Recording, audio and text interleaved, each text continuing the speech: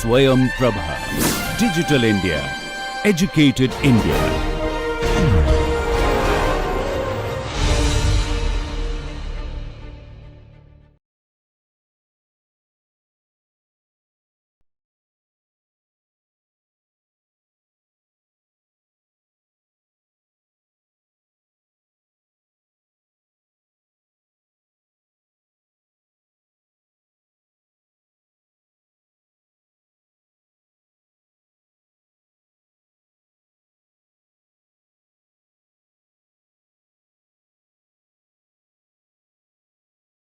Hello dear friends, once again welcome to NPTEL online course on logistics and supply chain management. So, today lecture 4 will be on storage and warehousing. So, I am Dr. Vikas Thakur, Department of Humanities and Social Sciences, IIT Khanpur.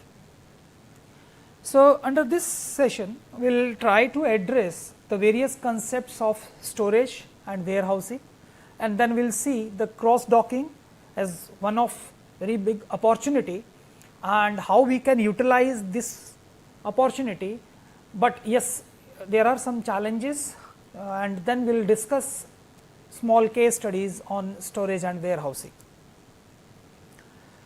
So, let us start with the very basic function in any logistics distribution network, that when we are talking about inventory, when we are talking about transportation. So, in between where we will keep this inventory. So, we need to have some storage centers, right. Either you can store your raw material, or you can store your sub assemblies, or you can store your finished goods, right. Even once it is dispatched from your manufacturing unit, down the supply chain also you can store those goods just before distributing the product to the final customer. So, storage in logistics and supply chain management refers to the process of storing goods, material and products at various points along the supply chain, from the raw material procurement to finished goods distribution. Effective storage management is crucial for ensuring the smooth flow of material, optimizing inventory levels and meeting the customer demand. So, just before proceeding further, we will discuss what are the different aspects, but yes, we will go through this quick video link, and then we will see how this wonder is happening when we are saying that 10 minutes delivery, and how we are dealing with those perishable items, and we are getting these out of nowheres kind of thing, and the term used is your ghost stores or dark stores. So, here I have included some video links. You guys can just quickly go through these videos, and then we will continue our discussion on the topic. Yes. So, Blinkit, Zepto, these are some of the few players which are promising you 10 minutes delivery, and you have seen one dark store in Delhi, then Mumbai and then Bengaluru. So, the Delhi store, they were dealing with all the routine items you are using in your household, but especially talking about Bengaluru and Mumbai, that small store is dealing with the perishable items, kind of fruits or vegetables, right. Now, the basic feature of this dark store is that you need not to brand this store, right. You can take this facility maybe somewhere little bit outside of the city, right, where you can get probably the more strategic location in terms of if you are talking about the price of that facility, right.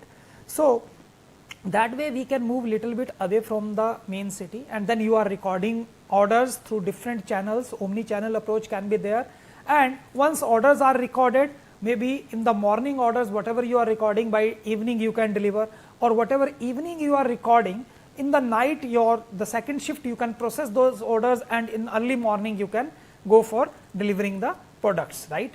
So, in that way, when you are not inviting, this is a kind of another concept where you are not inviting customers to your store, rather you want to save that time interacting with the customer, you want to save that all those facilities which you will provide when customers are visiting to your store, all those you can minimize the cost as well in addressing those things, that cooling AC facility not required, that lighting, that much lighting is not required, in that way you can be efficient, and then because you are keeping enough space in between in that warehouse that customers can easily move with their trolleys and all the stuff in their hands, right. So that way when your specialized trained workers are moving, so obviously you can optimally you can use that space, limited space, right.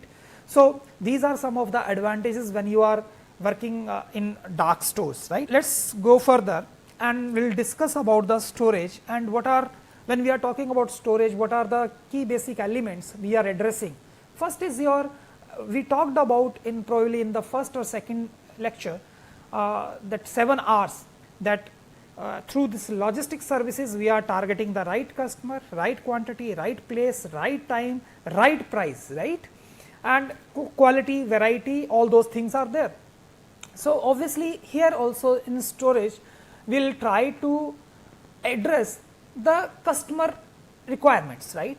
So to know the requirement, first we will interact with the customer, we will analyze their behavior pattern and then we will manage the customer in that way with the right offerings. So with the right offering means you need to find out the taste of the local people, community where you are operating, what quantity they are buying, what type of flavors they are buying. So all those things, right, or maybe shape or size, different size products are there in your basket, right, usually up to what size or shape or maybe the weight they are buying that product, right, and how frequently they are buying, right. So that will help you to manage your category of products, and then you need to manage the suppliers also. So storage part is there also, because it is not one piece kind of flow in the supply chain or in the manufacturing unit, or we are talking about just in time, right. So your suppliers are also part of that, they are also storing the goods, the raw materials, right. For whatever the raw material we are taking from the supplier, maybe it is raw material for us, but that will be the finished product for the supplier. For supplier, raw material may be coming from some other supplier, right. So in between we are providing those storage houses. So right place, then we need to place to the customer using your logistics and warehouse management, right. There also will try to, you know, in distribution centers, or we talked about the fulfillment center where you are recording the order and then in the end you are processing those orders by delivering the orders, and again you are going for replenishment of the inventory. So when again you will go for the replenishment, again you need the storage houses to replenish the inventory. So how you will plan the replenishment cycle, that will be based on your forecasting, how you are forecasting the demand, the behavior patterns, right, the buying patterns rather, right. So accordingly you will place that. This is how we will manage the total store. Within the store, how we are channelizing the inventory, how we are keeping the products on the shelves, right, how we are ensuring that product should not go obsolete, which product we should move first, right, depending upon, and once it is maybe outdated, so expiry, after expiry, how we are again returning or channelizing the product, right. So this is very important. If you quickly talk about a small maybe milk supplier who is maybe having the milk related products or milk itself, let's say. So let's say he is predicting that he can consume around 1000 liters of milk. So those many packets of 1 liter or packaging, maybe 2 liter packaging or maybe half liter packaging, he is storing in your in his storage house, in his refrigerator, right. So but let's say on one end he is able to consume the full inventory, and maybe some customer he said no, so next day he will increase the inventory, right. So the again very fundamental concept of this is we should never say our customer no, because then that person or customer will carry that perception that sometimes I am not getting the products. So product availability is the major focus of any distribution network. So let's say the other day he could consume only 900 liters. What he will do with the 100 liters, right? 100 liters of milk, again he will return back through the reverse supply chain, and maybe it will be processed, again it will be processed and will be delivered in the very next day. So this is again very important function of storage. So what are the components of storage? First component is warehousing, as we talked about. Warehousing function as storage hubs where goods are housed prior to distribution to the customers, right. So these facilities may be owned by your manufacturers. Manufacturer may have their own facilities, but usually in large distribution network or even in small distribution network as well, we are outsourcing this to third party logistics, who is taking care of this logistics, transportation, warehousing and these distribution activities, right. So, we are usually outsourcing that, but then they are also having their warehouses, and in that way they are managing. So, their warehousing is important component of storage. So, usually warehouses are equipped with some very common equipments, you can say shelving are there, racks, pallet, auto pallets are also there, right. So, that depends upon the infrastructure of that warehouse, whether it is automated or not. So, usually to cut down the cost, minimizing the handling cost and breakage cost, you are not damaging the products. So, what we are doing now, we are replacing the manpower with the robots, where we can more efficiently handle the products, and warehouse will be totally automated, and we will ensure this through robot process that anything in our inventory should not go outdated, right. So, we will move that inventory first. So, automatically information will be shared, stored digitally, and electronic records will be shared throughout the supply chain. Second thing is, the important component is inventory management, as we discussed about. So, usually if we are talking about warehouses, so we are keeping the finished goods, right, but yes, raw materials or sub assemblies also sometimes we are keeping, right. So, I told you that raw material may be raw material for me, but for my supplier maybe it is the end product, right. So, we as inventory manager, we need to ensure the sufficient stock availability while minimizing the holding cost, right. On this promise that always you are available with the product should not go with very high storage cost, and then if you are storing too much inventory, then chances are there that it may go obsolete, right. So, that also you need to maintain. So, accordingly you will design your replenishment cycle, and then your inventory valuation you will keep in the limits, right. The third important element is storage facilities. So, storage facility, different types of storage facilities can be there, that depends upon again the size of the product you are storing, the shape of the product, the nature, liquid, gas or any hard product you are storing, right. So, sometimes you are storing perishable items, then you need cold storage kind of facility, right. Sometimes you are storing those items which should be protected from the common man, right, or maybe dangerous items, hazardous item in terms of that we can say. So, then you should ensure that should be leak proof, right. So, means depending upon whatever your requirements are, then storage facilities we have to design accordingly. So, specification will be tailored around your requirements. The another important component of this storage is storage equipment. As we talked about, these warehouses are equipped with pallet racks, shelving units, mezzanine floors and forklifts. Automatic forklifts are there, conveyors are there, tugs are there, automated storage and retrieval system, right. So, these are some of the equipments, hard equipment if we will talk about.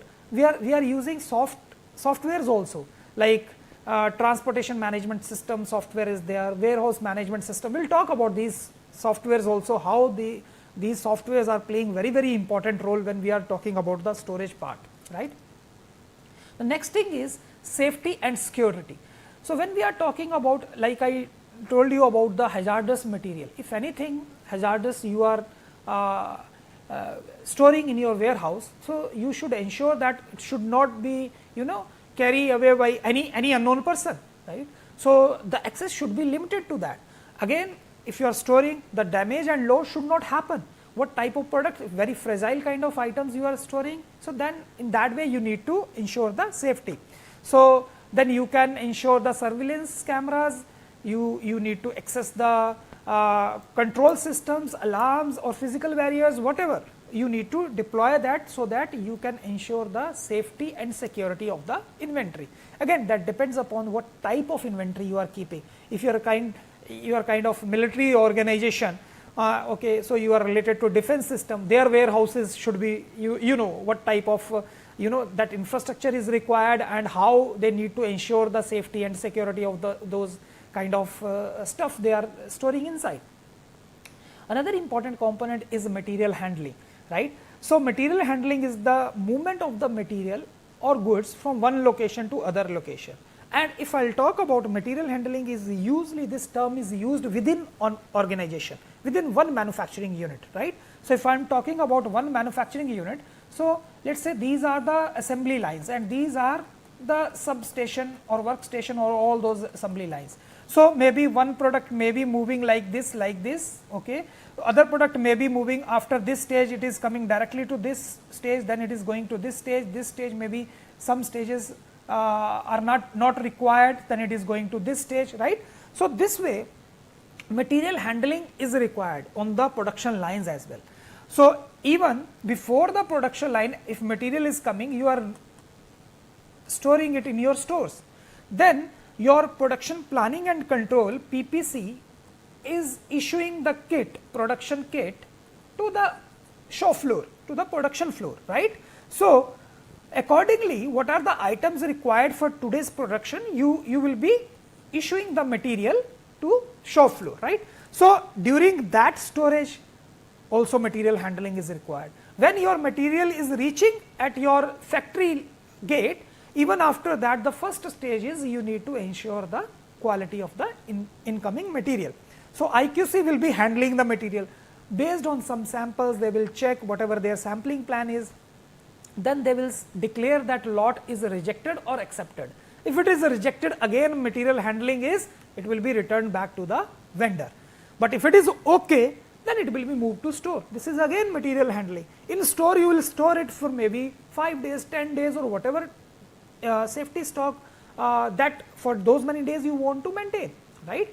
So, then comes the role of your material handling, but during this the major portion is accidents and damage. So, we need to minimize that, so that if we are saying that in one car 5 tires are required, so if we have 50 tires, finally we should come up with 10 cars, right. We should not say that during handling or storing we damaged 2 tires, right.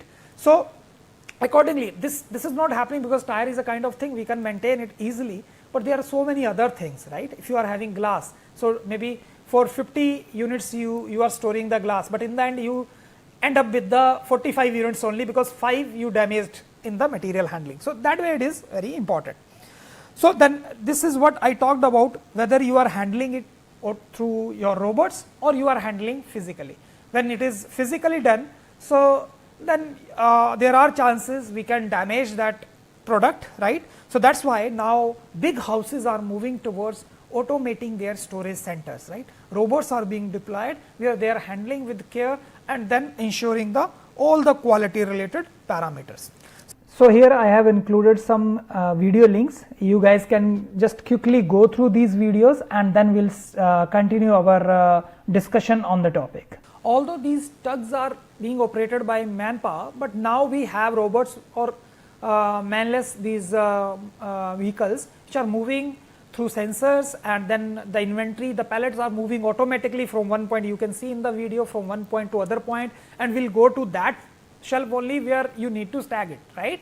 So, that way inventoryization is now being automated, and you can see how it can be helpful when you are talking about avoiding the damages.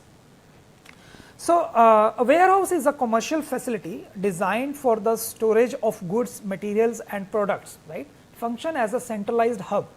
So, see, in warehouse this is very important, like let us say this is your warehouse, right. Now, there are so many customers attached to this. This is at one location, let us say this is location 1 and this is manufacturer. Now, there may be another location, location 2, and you want to from this location you want to serve so many other customers, right. This is one market, this is another market. Now, this is why this is a strategic decision that where you should locate your centralized hub, because see, if you can utilize the full capacity of this warehouse, and you know that demand is there, that you can enjoy the economies of scale by being there, so then you can go for individual warehouse. But if you see that the demand coming from this market and this market can be met by using one facility, so then you have to go for one facility only. But again, when you are moving near to customer, that means you are in that way more efficient, because quickly you can respond to the demand. Maybe this, from this customer 1, this location 2 is only 10 kilometers away, but because our that capacity is not utilized fully, so what we are doing, we are routing this customer 1 to location 1. So maybe it is 50 kilometers. So when it is 50 kilometer, obviously responsiveness will be reduced in that way. It will take time to respond their queries, it will take time to do the repairing thing, it will take time to deliver the first product, right. Okay. So that way you need to somewhere make the trade off, whether you want to be responsive enough, you want to have many facilities near to customers, or you want one centralized facility, because many facility, now if you are having 2 locations, let us say we will add more location into that, location 3, location 4. Instead of keeping inventory at location 1, now what you are doing, you are keeping inventory at location 2, location 3, location 4. So that means inventory carrying cost will also increase, and then material handling, damages, all those will increase, right. So you have to in that way make the balance between responsiveness and efficiency, right. So this is very strategic decision where you should locate your warehouse. So again we discussed about warehouses are using these kind of equipment, shelving, racks and pallets to efficiently organize and manage inventory, right. So furthermore, warehouse frequently integrate logistics and inventory management system to monitor inventory levels, expedite order fulfillment and optimize the flow of goods in and out of the facility, right. So again, storage, transportation, distribution. So that way it should be streamlined. Warehouse layout design. So before laying out the design of the warehouse, this we need to take care of these 4 factors. First is flow. See, flow is you need to take care of the flow, whether your product is flowing like this. So that type of layout is required, that from here it is inward journey, here it is outward journey, outbound logistics you can say, right. So and then you are storing maybe many different items. So that also depends that this particular items, how frequently you are shifting, how frequently you are transporting to other location, and not only frequency, then what is the size of this item, what is the shape of this item, what is the weight of this item, right. So if that is too heavy or size is that it is very difficult to move, or maybe the nature of the product is like that, very fragile, right. So then you should store that product at the location which is easily accessible, but it is kind of very small components, from anywhere you can easily locate, you can pick, you can deliver, then so that means you need to maintain the flow of the product flowing through that network, right. Second is accessibility. Now this is again very well connected with the automated warehouses. If your manpower is included, you are operating manually, so then obviously you need to ensure the proper space for movement of them, proper space for moving the trolleys, and depending upon the size of the items you are handling inside the warehouse.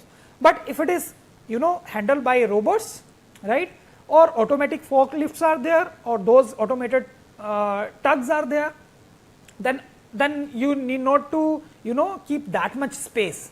So automatically they will follow the line and they will just collect the inventory and will deliver that, right. Then space, obviously if we are going for automation, in that way space can be very well managed, right. But in case of if human beings are involved, so obviously that efficiency will not be there when we are talking about the space utilization.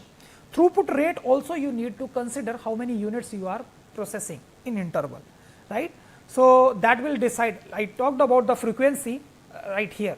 So frequency, how frequently you are moving that product, maybe different components in different in one product also you are coming up with different models, right.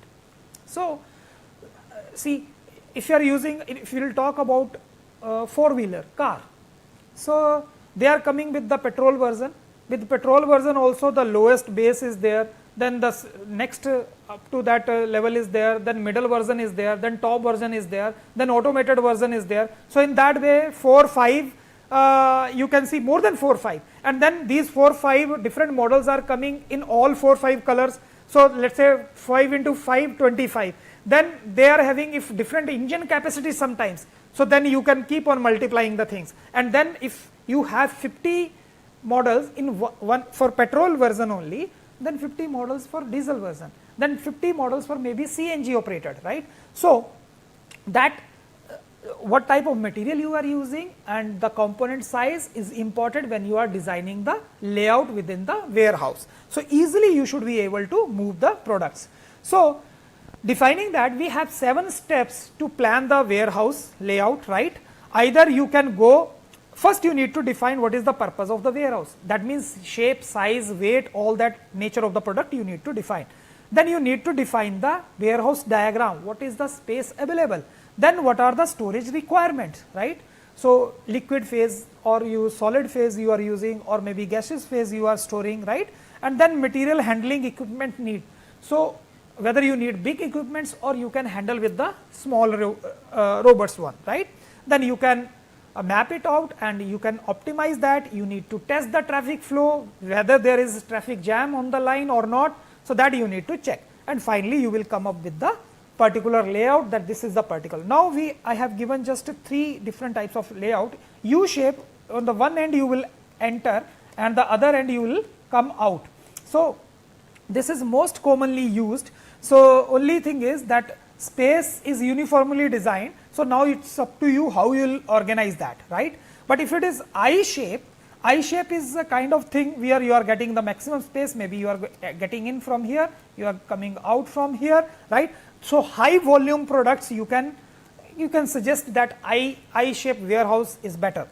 So L shape warehouse, so it depends again the needs. If you need something very frequently, you can keep it here, right. From here it is entering, from here it is going out.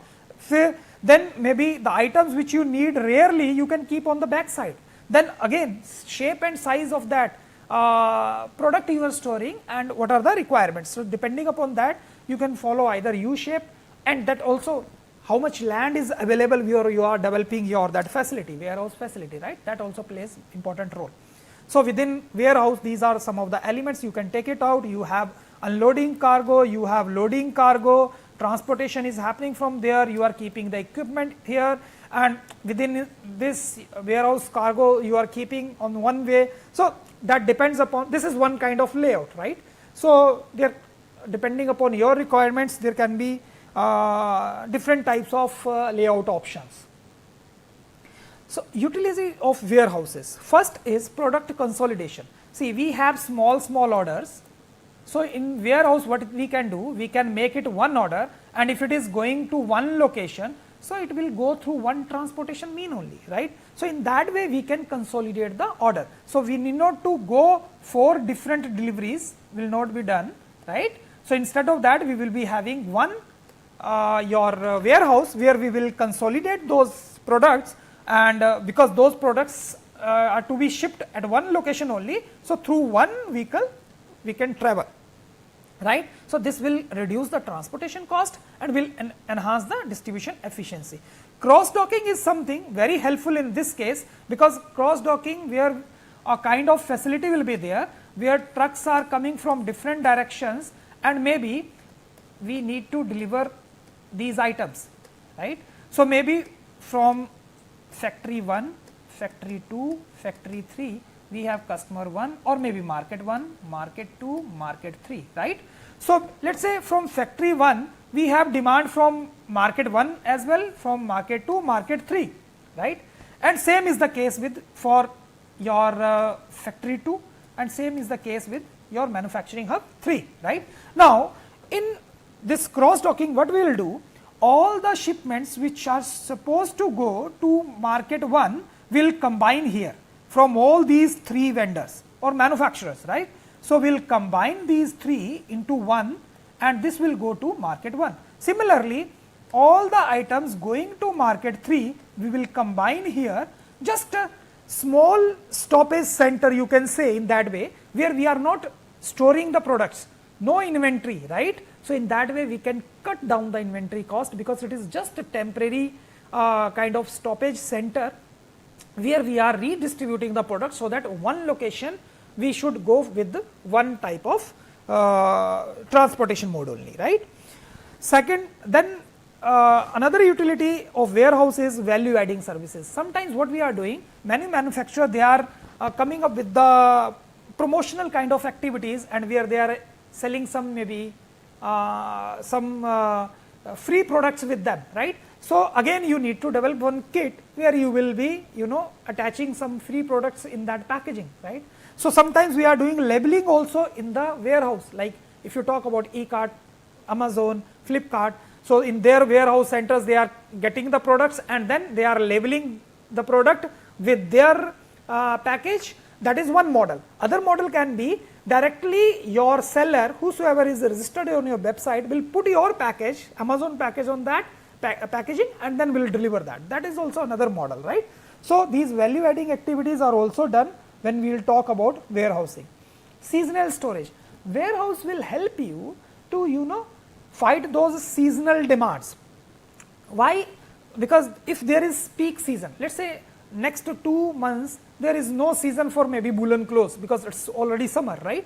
So temperature is high, we never need woolen clothes, right? So right now they can manufacture, they can store, and then maybe in future whenever there will be demand towards September, October, November in those hilly area, so then they can ship the product. So seasonal demand you can meet in that way. Right now demand is there for AC products right now, cooling, all those products, home appliances like fan, cooler or ACs, right? So maybe in December or January, because weather is that way tolerable, so that way during that time, this is season of time, so where you can prepare your sub assemblies of finished goods and then can meet the seasonal demands. So in that way you can prevent yourself of being stockouts, and then you can also handle the overstocks.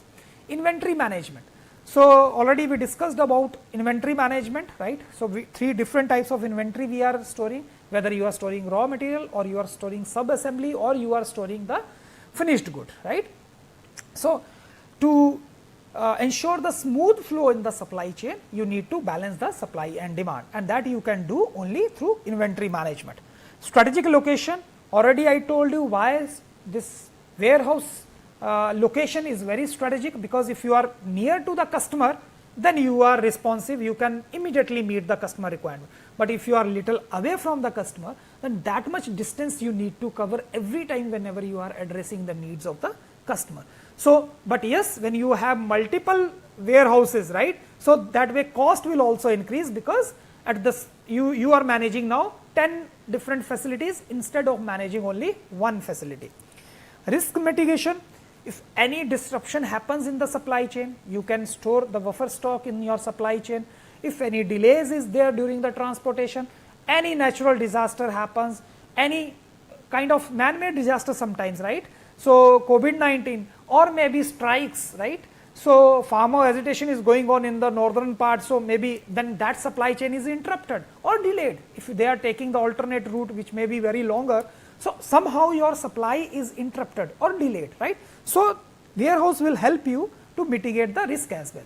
This is the cross docking which I just talked about. See, these three different manufacturers are there. Let's say I have just coded this with color, and coming from these three manufacturers, right? Now this is one market. So this one market requires all these three products. So in cross docking center, what we will do, we will ship all the products required in market 1 using one vehicle.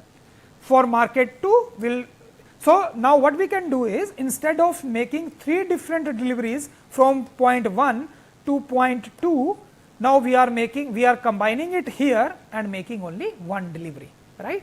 So cross docking is very helpful in that way to reduce the cost. Another some utilities quickly we will go through these advantages of cross docking. Just in time inventory, whenever it is required, quickly you can get it, right? So optimize transportation, as I told about, the transportation routes and vehicle utilization will be perfect, because only one vehicle is going with the outbound logistics, right? Then reduced inventory handling cost, because in cross docking we don't have the storage houses where we are storing our product, right? These storage houses are not there. So what we are doing, we are just making the small stops there, and we are just reshuffling the inventory and reordering the inventory, so that all the inventory going on one route can be routed through one vehicle only. Then improved efficiency in that way, because we are not storing inventory cost is cut down, we are also utilizing the maximum vehicle capacity, that way also efficient, right? And minimum handling will be there, so that way it should be efficient. Faster transit time, because now only one delivery is done, so obviously faster transit time will be there. Instead of waiting for 3 different vehicles, now only one is carrying all that. So easy to integrate, easy to track that supply. Obviously there are challenges with cross docking. First very basic challenge is customer supplier relationship. Let's say I told you customer is here and we have different distribution centers. Now so many customers are there, let's say so many customers are there here. So I need to aggregate the demand coming from all these different customers. Only then, if I have the correct information, I can combine that product, those many products, and ship as one shipment, right? So that way this relationship need to be strengthened. So how we can do that? If we have that digital network where we are sharing the electronic record, so that there should not be any gap between the customer requirement and the supplies, right? Quality control is another challenge, because now otherwise in warehouse we were storing the products. Earlier we were storing here the products, but now we are not storing, so directly we are shipping, so we cannot do any quality check here, right? So quality is a point we need to take care, right? Coordination and synchronization is top level, it is required. As I told you, you need to integrate your customer into your channel as well as your first supplier into your channel, so that this can be synchronized, and this will only happen when you have the technological infrastructure and you can efficiently handle the material in that way. You can track the customer requirements, and then you can combine those orders and can send in the minimum lead time, you can send that to the final end customer, combining the inventory from the different suppliers. So impact of cross docking, already we talked about. Enhanced customer services, because at one location, if we are supplying to market one from different location, instead of 3 different deliveries, now we are only making 1 delivery, because we have consolidated the order. So all multiple orders are now, even if you will take a small example, at your doorstep delivery, if the Amazon person or Flipkart person is visiting twice or thrice or maybe 5 times in a day, it will be a little irritating for you. So why don't they combine all the orders and maybe deliver at one common time? So then it will improve your customer experience, right? So, but then to combine all the order, you should have that information that these many orders we need to deliver by today on this location, right? This will also help your transportation cost, because instead of making 5 different deliveries, you are only making 1 delivery. But then that consolidation is required. So in that way, improved efficiency will be there, right? So transit times will be reduced and overall supply chain performance will be there. Cost saving, obviously when performance is there, we can save the cost. There is no inventory carrying cost, so that also we can save, and it will provide you the competitive edge. Anywhere you are efficient, cost efficient, that will help you to get extra margin, and that extra margin you can share with your stakeholders, you can share with your customer, or you can keep as that margin as your profit for further expansion. So quick case studies, I have taken 2-3 case studies. So who are beautifully implementing this cross docking concept. First one is Amazon, where they have this one centralized facility in Germany, and can you imagine, whole Europe they are covering within 1 day, just because of the help of this cross docking. They have invested massively in setting up those information channels, centers, connecting all the stakeholders in that, and then they have designed high-tech cross-docking centers where they are compiling the information code wise, pin code wise, they are locating this and making 1 delivery at a time. So, and this is not manual, right? So this is done by robots. Another very small example, beautiful example of Roche Diagnostics, Switzerland company, pharmaceutical company. and it's world famous, especially in vaccine industry, right. So when we are talking about vaccine industry, so again perishable product, same day delivery is required. How you can ensure that? Same day delivery. So obviously you need not to store in your storage house, you need to go for only cross docking. You just make small stops at particular location and then combine the inventory for one particular market and ship all that vaccine or whatever supplies you are doing. So in that way you can ensure the temperature. You need to maintain those vaccine at very, very particular temperature, right. So that also you can ensure, but if you are storing that in somewhere in the cold storage, even then there may be fluctuation in the temperature, and that may affect the quality of the vaccine. The last example is of Mainfreight, which is a very well known firm in New Zealand, and this firm is specially offering the cross docking services. They don't have any product or something like that, they are offering cross docking services for you. So let us whatever you are producing, whatever your demand is, will take care of everything. Will segregate whatever demand you are coming from the segregated market, will consolidate that demand. From wherever you are manufacturing, we will be setting up our own facility for consolidating the demand and making the efficient deliveries, right. So this is Mainfreight organization which is providing these services of fast deliveries through cross docking, and they have separate product basket or services basket. They are saying that they have one package for if you are dealing with the perishable items, if you are dealing with the retail products, routine products, or if there is constant demand of the product, they can manage in that efficient way. So you can leverage more on that if it is constant demand product, right. So in the end we can conclude that, so effective storage management is very, very important and required to ensure the continuous flow of the material, and obviously you need to streamline first all the functions, stakeholders within that distribution network, only then you can ensure this smooth supply.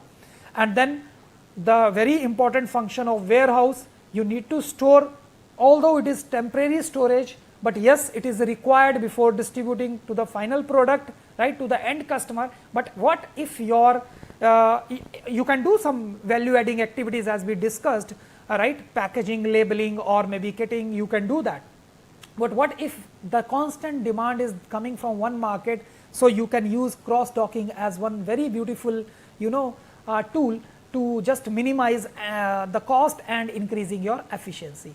So these are the references. So thank you very much.